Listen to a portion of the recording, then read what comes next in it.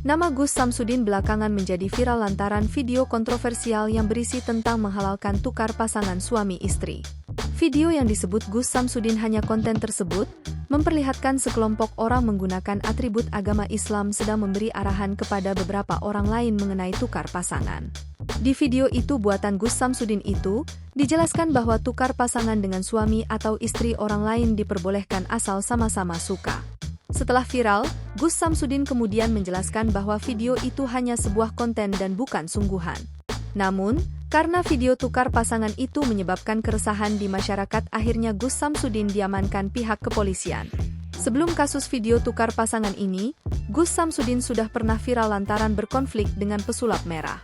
Waktu itu, pesulap merah mencoba membongkar kebohongan Gus Samsudin mengenai dirinya yang sakti.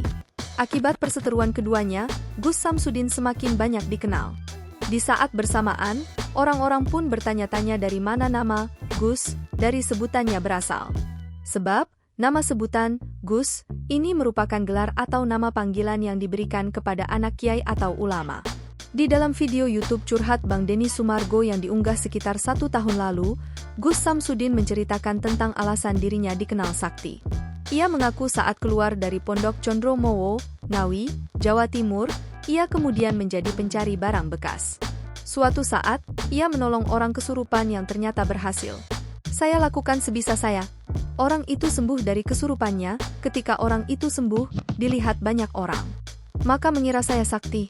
Dari situ banyak orang yang datang ke saya, kata Samsudin, dikutip dari YouTube curhat Bang Denny Sumargo, Senin, 4 Maret 2024.